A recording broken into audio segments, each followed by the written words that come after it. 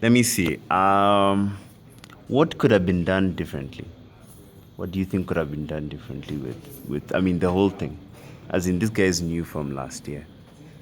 And As for me, anyone.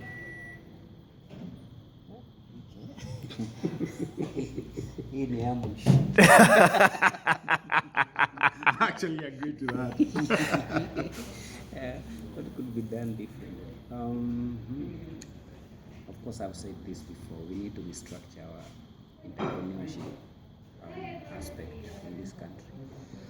I feel always that we have this top-bottom approach instead of bottom-up approach. So we have so many entrepreneurs. You remember the issue of Kenya has more informal jobs than any other country in Africa, meaning we have many businesses. So our approach should be in a way that we look at the people who are down there to ensure that they move from what they are now to medium-sized companies. So we won't call them now informal job if we move them up. But then, of course, for me, this should have been people appreciating or celebrating the local entrepreneurs than just say Obama is coming with investors. That's me. Mr. Sam Gichuru. Well, I think let's get off talking big time entrepreneurship for a moment, or even innovations and tech ecosystems. Let's imagine if we had planned better 6 months ago, we would have marketed the country better, which basically means instead of having 1,000 or 2,000 people coming from out of the country, we would have had tens of thousands to enjoy our tourism. I think it would have been very interesting to see a parallel curial market set up just to enable these people to come and spend their dollars buying curios, buying some of our artifacts. It would have been very interesting to see Bomas of Kenya being the one that is being remodeled instead of the streets and grass on the pavement and all of that. But instead, Bomas of Kenya, where a lot of people will be encouraged to come earlier or afterwards to just see our cultures, and who we are. I think we lost an opportunity, as a Ministry of Tourism and even Ministry of Trade, to provide a platform to just sell our country as an extremely good place, not just for business, but for pleasure as well. Okay. Now that it's here, what will it do for Kenya, regardless of the challenges? What will GES do for Kenya? Not the short term though. In the long term, what do you think it'll do for Kenya?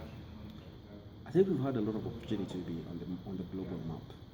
Okay, and this is another opportunity to be put smack right, in the middle of everybody paying attention.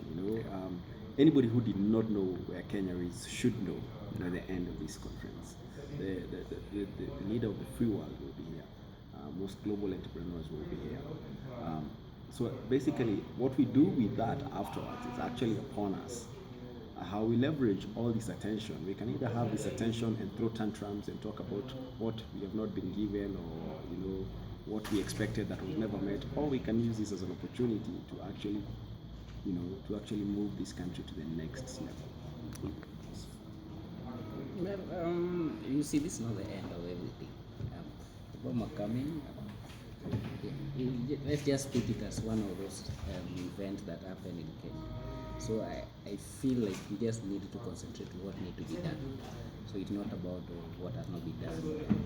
So we just need to think big on what needs to be done, starting from now. And of course, having good relationship with the US and some of these investors is a good start. Sometimes you make a connection, and then you sell 10 years later.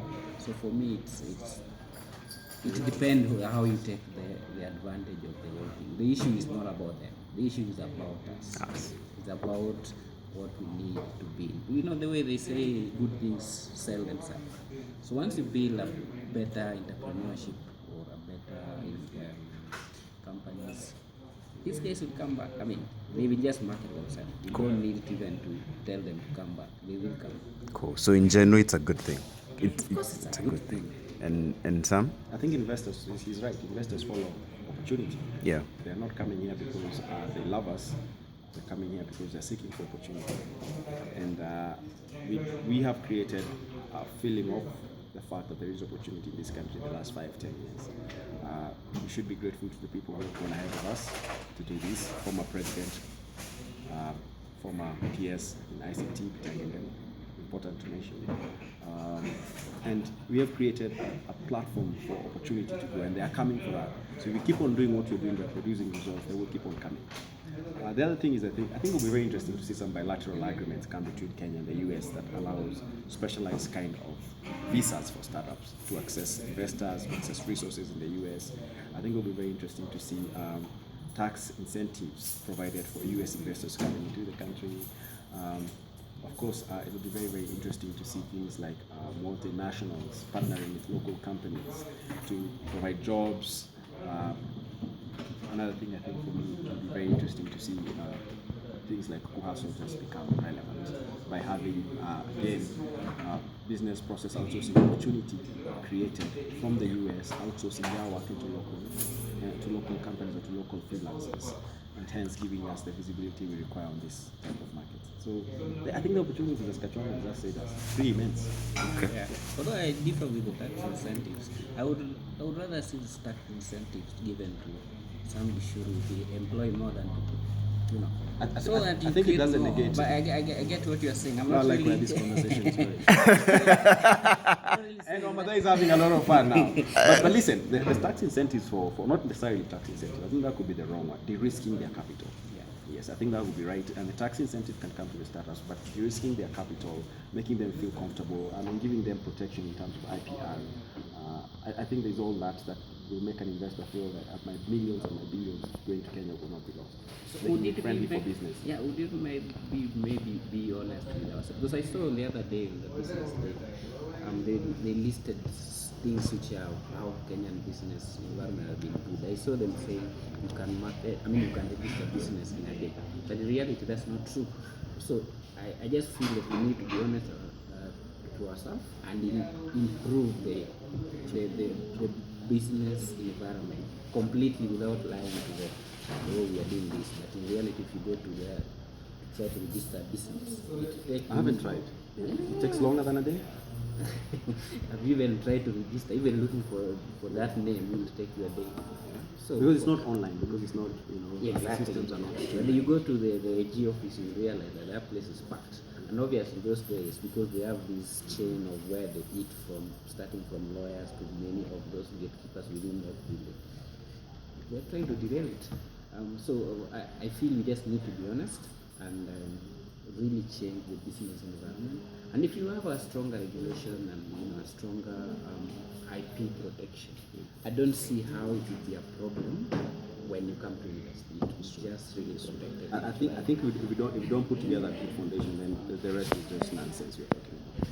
Okay. We don't put a proper legal framework. We don't put together policies and IP. We don't put systems and processes to ensure that business registration works within 24 hours or within 15 days, whichever the target is. We don't ensure that we are not going to take a break in 2017 for a full election year, because business has to continue. When business start to plan around our elections, that's a problem. We need to be able to say we are always ready to hold peaceful elections and business continues as usual.